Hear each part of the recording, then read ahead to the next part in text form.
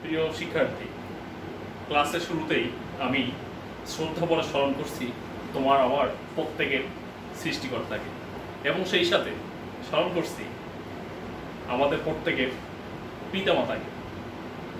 আর এই পিতামাতার সুস্থতা কামনা করেই শুরু হচ্ছে আজকের ক্লাস। আজকের ক্লাসের যে পাঠ শিরোনাম সেটা হচ্ছে প্যারাগ্রাফ রাইটিং।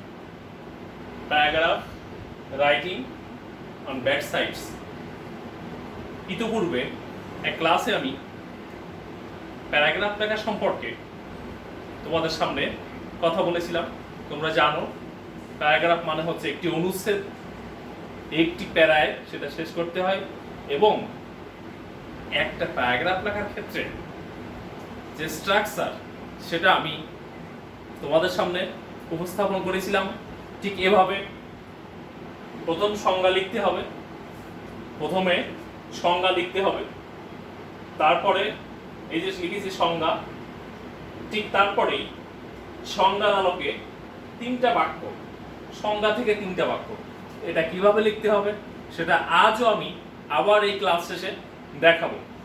এইটা যে প্যারাগ্রাফটা আমি লিখেছি সেটা সম্পর্কে তোমাদের তথ্য দেওয়ার পরে আমি আবারও প্যারাগ্রাফের যে স্ট্রাকচার সেটা কিভাবে লিখতে হয় সে সম্পর্কে কথা বলবো। সংজ্ঞা থেকে তিনটে বাক্য কি করে, তারপরে ওই যে বিষয়টা দেওয়া হয় প্যারাগ্রাফের যে টপিকটা তার ভালো মন্দ এবং গুরুত্ব বিবেচনা করে আরো 5টি বাক্য, এবং শেষে সংজ্ঞার উপরে ভিত্তি করে একটা উপসংহার জাতীয় 3টা বাক্য, যেটাখানে কনক্লুশন আসবে এবং সেটা সংজ্ঞার সাথে সংশ্লিষ্ট থাকবে, সংশ্লিষ্ট হয়ে 3টা বাক্য। এভাবে 12 থেকে 13টি বাক্য দ্বারা একটি প্যারাগ্রাফের যথার্থ আকার দেয়া সম্ভব। তো আমি তোমরা 6ষ্ঠ থেকে 10ম শ্রেণীর সকল শিক্ষার্থী বিভিন্ন সময়ে পরীক্ষায় প্যারাগ্রাফ লেখার সম্মুখীন হও। তো তোমরা সেক্ষেত্রে টিচারদের কাছ থেকে একটা সাজেশন নিয়ে থাকো, স্যার কোন প্যারাগ্রাফগুলো পড়তে পারি আমরা একটা সাজেশন তোমাদের সাজেস্ট করে থাকি। সাজেস্ট করার পরে সেই প্যারাগ্রাফগুলো তোমরা একটা ধারণা নিয়ে পরীক্ষার হলে হাজির হও। এখন আমি আজ এক্ষেত্রে বলতে চাচ্ছি, মাঝে মাঝে বিশেষ করে 9, 9ম 10ম শ্রেণীর, এখন তো সবই বোর্ড থেকে কোশ্চেন আসে, মাঝে মাঝে ওই সাজেস্ট করা প্যারাগ্রাফের বাইরেও কিছু কিছু এসে থাকে। তখন সেক্ষেত্রে তোমরা নিজের থেকে তো অবশ্যই লিখবা, সেক্ষেত্রে ধারণাকে উন্নীত করার দায়িত্ব আমাদের। তারপরেও কিছু কিছু বিষয় পুরো ধারণার বাইরে চলে গেলে তখন সেক্ষেত্রে এই বিষয়টাকে অ্যাপ্লাই করে প্যারাগ্রাফ লিখে আসতে পারবে। তার একটা সম্মুখ ধারণা প্রেজেন্ট করা, উপস্থাপন করা আমি এখন চেষ্টা করছি। দেখো বিষয়গুলি কি। আচ্ছা, প্যারাগ্রাফ হিসেবে যদি অ্যাসিড থ্রোয়িং, ট্রাফিক জ্যাম,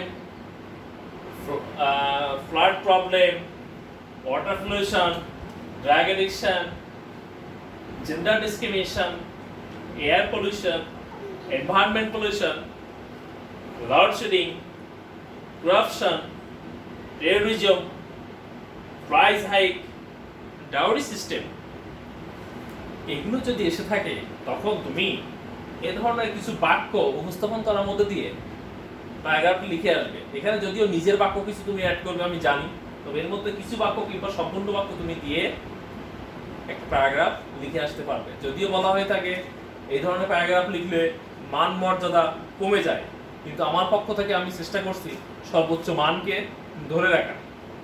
দেখো প্রথমে কি বলছি আমি সংজ্ঞা হিসেবে, our life is full of advantages and disadvantages. মূলত সংজ্ঞাটা শুরু হয়েছে এখান থেকে। আমাদের জীবন হয় ফুল অফ অ্যাডভান্টেজেস, পরিপূর্ণ সুবিধা এবং অসুবিধা দ্বারা আমাদের জীবন পরিপূর্ণ। সুবিধা এবং অসুবিধা দ্বারা আমাদের জীবন পরিপূর্ণ। সংজ্ঞা হিসেবে কি বলেছি, হুইচ সিচুয়েশনস, যে পরিস্থিতি সমূহ, টেক নেয় এন্টি কন্ডিশন, বিপরীত অবস্থান নেয়, আপর নর্মাল লাইফ, আমাদের সাধারণ জীবনের বিপরীত অবস্থান নেয় যে পরিস্থিতি সমূহ, দোজ আর কল্ড, ওই বিষয়গুলোকে বলা হয় প্রবলেমেটিক সিচুয়েশন, সমস্যাগ্রস্ত একটা অবস্থা ওইটাকে বলা হয়। আচ্ছা, দ্যাশ ইজ অন অফ দেম, এখানে যে কোনো একটা টপিক এখানে দিয়ে তুমি এখানে সেট করে এখানে বসে দ্যাশ is on of them. It always hampers our daily life, এটা সবসময় ক্ষতি করে আমাদের দৈনন্দিন জীবনকে। দেয়ার ইজ নো ডাউট, এটার কোনো সন্দেহ নেই যে ইট ইজ আ কার্স, এটা যে একটা অভিশাপ এর কোনো সন্দেহ নাই। It has become the subject of bad headache of all, এটা হয়েছে সাবজেক্ট বিষয় অফ ব্যাড হেডেক, মাথা যন্ত্রণার বিষয় হয়েছে অফ অল সবার। অফেন ফ্রাই, এই বিষয়টির নাম এখানে যেখানে ব্ল্যাঙ্ক আছে সেখানে যে টপিকটা থাকবে ওখানে তুমি সেটা বসিয়ে দেবে। অফেন দ্যাশ stops the regular life style of general people, প্রায় এটা থামিয়ে দেয় সাধারণ জীবনযাত্রার ধরনকে, সাধারণ মানুষের জীবনযাত্রার ধরনকে থামিয়ে দেয়। There are many reasons, এখানে আছে আরো অনেক কারণ, for this uneasy situations, এই অস্বস্তিকর পরিস্থিতির জন্য আরো অনেক কারণ আছে। lack of moral values, নৈতিক মূল্যবোধের অভাবে, and disobeying of laws, disobey অর্থাৎ অমান্য করে, আইন অমান্য করে, আর mainly responsible for this বিষয়টা এখানে দেওয়া, এগুলো প্রধানভাবে দায়ী এটার জন্য, আইন অমান্য করা এবং মূল্যবোধের, নৈতিক মূল্যবোধের অভাব বিশেষ করে এটার জন্য দায়ী। আনকনশাস পিপল, অসচেতন মানুষজন, ডোন্ট আন্ডারস্ট্যান্ড, বোঝে না, দ্যাট যে it has great critical effect, এটার আছে একটা বড় মারাত্মক প্রভাব অন আওয়ার লাইফ, আমাদের জীবনে। দ্যাশ সাফার্স, টপিকটা এখানে, এটা ভোগায় পিপুল, লোকজনকে, ইন মেনি ওয়েজ, বিভিন্নভাবে মানুষজনকে এটা ভোগায়। Day by day this problem, এই সমস্যা, ইজ ইনক্রিজিং, এই সমস্যা বাড়তেছে, র্যাপিডলি, ব্যাপকভাবে, দ্রুত গতিতে। বাট কিন্তু উই ক্যান সলভ ইট, আমরা পারি এটাকে সমাধান করতে। By our fear will power, আমাদের সদিচ্ছা দ্বারা এটাকে আমরা সমাধান করতে পারি। Only government is not able, কেবলমাত্র সরকার হয় না যোগ্য, টু সলভ ইট ফুলি, পুরোপুরিভাবে সরকারই এটা সমাধান দেওয়ার যোগ্য নয়। উই শুড কাম ফরওয়ার্ড, আমাদের উচিত এগিয়ে আসা, টু রিমুভ দিস প্রবলেম, এই সমস্যাকে দূর করার জন্য আমাদের এগিয়ে আসার দরকার। If we can solve this, আমরা যদি এটাকে সমাধান না করি, দিস প্রবলেম, এই সমস্যাকে, it will hamper our national development, এটা হ্যাম্পার, ক্ষতি করবে আমাদের জাতীয় উন্নয়নকে। ইট উইল অলসো প্যারালাইজ, এটা আরো স্থগিত করে দেবে, থামিয়ে দেবে আওয়ার ন্যাশনাল লাইফ, জাতীয় জীবনকে থামিয়ে দেবে। ফর এস্টাবলিশিং ডিজিটাল বাংলাদেশ, একটা ডিজিটাল বাংলাদেশ গঠনের স্থাপনের জন্য, the people of all class, সকল শ্রেণীর লোকজন, শুড কাম ফরওয়ার্ড, এগিয়ে আসা উচিত, টু সলভ, এই টপিকটার নাম এখানে বসাবে।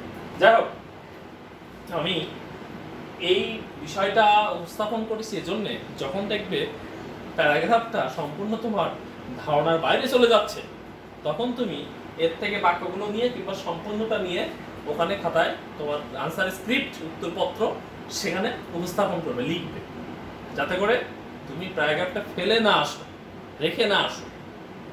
এই জন্য এটা করা হয়েছে। আমি এরপর ডিপেন্ডেন্ট হতে বলছি না, যেটাই মুখস্থ করতে হবে একটা করে সবগুলো লেখো, এটা করলে মানসম্মত প্যারাগ্রাফ লেখা হয় না বলে তোমরা জানো, কিন্তু আমি আমার পক্ষ থেকে সংজ্ঞা দিয়ে শুরু করেছি, যাতে করে কিছুটা সম্মান ধরে রাখতে পারে, মান ধরে রাখতে পারে।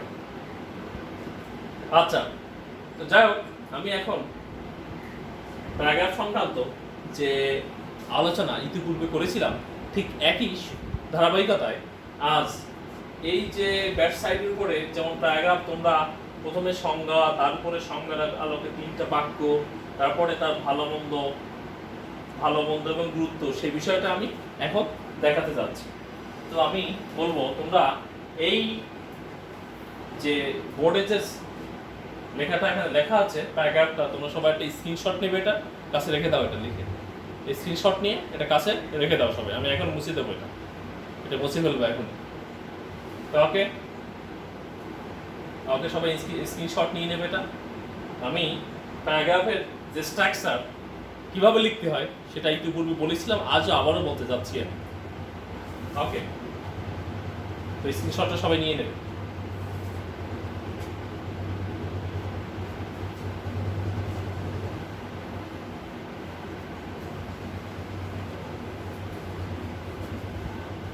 অবশ্য আমি তোমাদের এটা যে শীটটা, এর যে শীট আছে, শীট আকারে যেটা লেখা আছে আমার কাছে, ওটা তোমাদের গ্রুপে পেজে সেটার একটা ছবি পাঠিয়ে দেবো ইমেজ।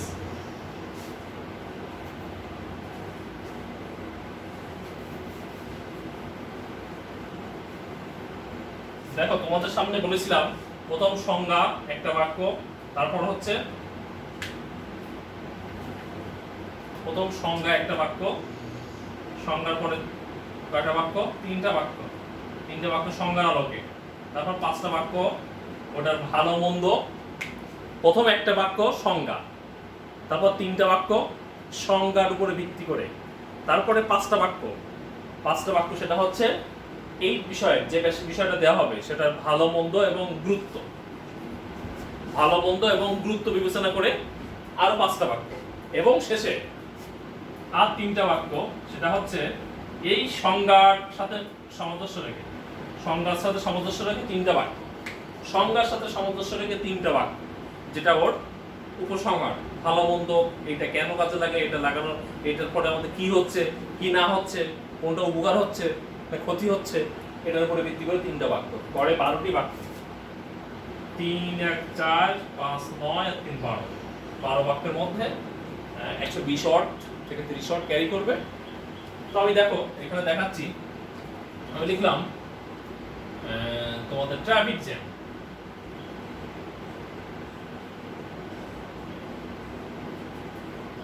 একটা প্যারাগ্রাফ। তো সেক্ষেত্রে প্রথমে সংজ্ঞা লিখবো। আমি আগেই বলেছি সংজ্ঞা লেখা প্র্যাকটিস করতে হবে, তোমার সংজ্ঞা লেখা প্র্যাকটিস করতে হবে।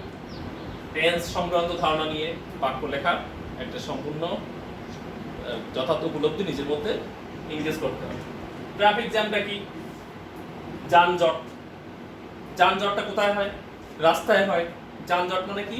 যখন আমাদের ভেহিকেলগুলো, বিভিন্ন গাড়ি ঘোড়া রাস্তার উপরে কোনো কারণে গ্যাদার হয়ে যায়, আটকা পড়ে, কোনো একটা কারণে আটকা পড়ে, তখন সেটাকে ট্রাফিক জ্যাম বলি। কোনো কারণে কি হয়, মাঝে মাঝে কোনো একটা ট্রাক রাস্তার মধ্যে আড় হয়ে আছে, কিংবা রাস্তায় কোনো এক কারণে সে মুভ করতে যেয়ে সেখানে আটকে পড়েছে, সে যানজট হয়ে গেল, কোনো একটা অ্যাক্সিডেন্ট হলো, যানজট তৈরি হয়ে গেল, রাস্তাটা আটকানো, বহুদূর পথ গাড়ি দাঁড়িয়ে আছে, এটা তোমরা দেখেছো। তো আমি লিখবো এর সংজ্ঞা হিসেবে, when vehicle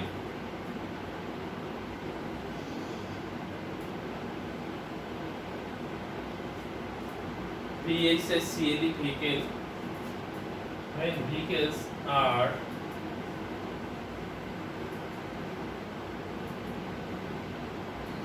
when vehicles are gathered on the road,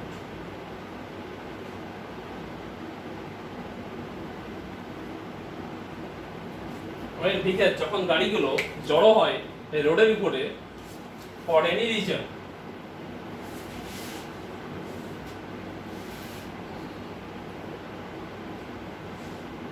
কোনো কারণে, সেটাকেই বলে ট্রাফিক জ্যাম, is called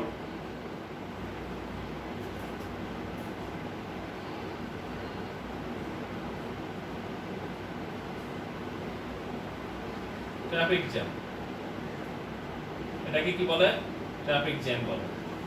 আচ্ছা দেখো, তাহলে সংজ্ঞা লিখেছি আমি, যখন ভেহিকেলস গাড়িগুলো আর গ্যাদার্ড জড়ো হয় অন দ্য রোড রাস্তার উপরে, ফর এনি রিজন কোনো কারণে, is called traffic jam. That is called traffic jam বলতে পারো, এটাকে ট্রাফিক জ্যাম বলা হয়। এর মধ্যে কি শব্দ ব্যবহার করেছি? ভেহিকেলস ব্যবহার করেছি, আর কি করেছি? গ্যাদার্ড শব্দ ব্যবহার করেছি, জড়ো হওয়া। আর কি আছে? ট্রাফিক জ্যাম আছে এখানে, ট্রাফিক জ্যাম। তাহলে এই কথাগুলো আমরা এখানে ব্যবহার করেছি। ভিকেলস, তাহলে ভিকেলস একটা বাক্য রচনা করে তুমি লেখো যেটা এর সাথে সঙ্গতিপূর্ণ হবে বাক্যটা। তুমি যদি এখানে লিখে থাকো যে আমি গত সপ্তাহে একটা গাড়ি কিনেছি, কয়েকটা গাড়ি কিনেছি, সেটা কি এর সাথে সঙ্গতিপূর্ণ হবে? যেহেতু এটা ট্রাফিক জ্যাম, একটা সমস্যা সংক্রান্ত একটা প্যারাগ্রাফ, তুমি এমন সব কথা লিখতে যেন এই বিষয়ের সঙ্গে কিছুটা যায়, সংশ্লিষ্ট হয়, এর সাথে সঙ্গতিপূর্ণ। আচ্ছা, তাহলে ভিকেলস তুমি বলবা, আমরা দেখি কি রাস্তায় বিভিন্ন প্রকার গাড়ি আমরা চলাচল দেখি, প্রত্যেকদিন আমরা দেখে থাকি যে রাস্তায় গাড়ি চলাচল করতেছে, প্রত্যেকদিন দেখে থাকি যে we see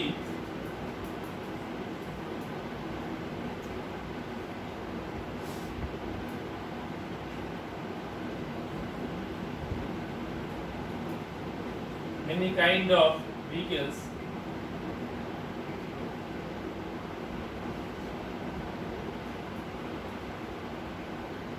we see many kind of vehicles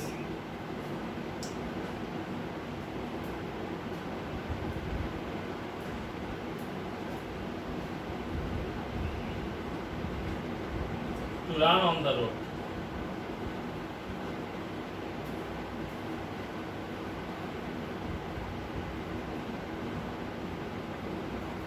আমরা দেখি we see many kind of vehicle, বিভিন্ন ধরনের যানবাহন টু রান, চলতে অন দ্য রোড, রাস্তায় বিভিন্ন ধরনের যানবাহন চলতে দেখি আমরা। আচ্ছা, ভেহিকল নিয়ে একটা বাক্য লিখলাম। আচ্ছা, তারপরে ভেহিকল পরে গ্যাদার্ড আছে, গ্যাদার্ড জড়ো হওয়া।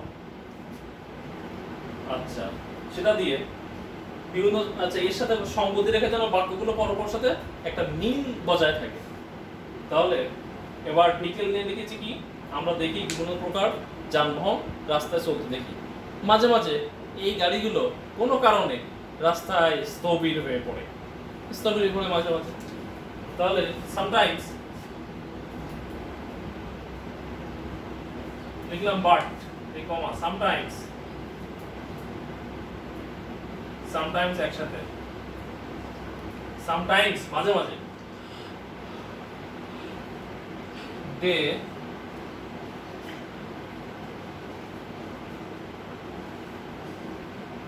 become stand still, they become stand still on the road.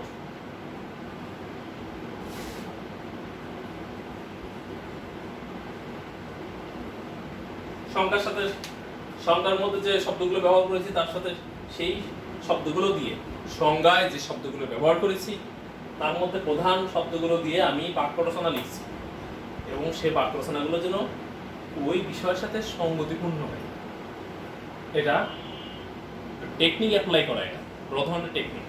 তো সেটা তোমাকে বাক্য রচনায় যেন বাক্যগুলো আবার ভুল না হয়, গ্রামেটিক্যাল বিষয় ঠিক রাখতে হবে, অতএব চতুর্দিক খেয়াল রাখতে হবে। Sometimes they became stand still on the road. আচ্ছা, আর একটা কি আছে? Traffic jam. ট্রাফিক জ্যাম নিয়ে সম্পর্কে, ট্রাফিক জ্যামটা কি তুমি বলতে পারবা? ট্রাফিক জ্যামটা আমরা কোথায় দেখি? বড় শহরে কিংবা টাউনে এটা আমরা দেখে থাকি। Traffic jam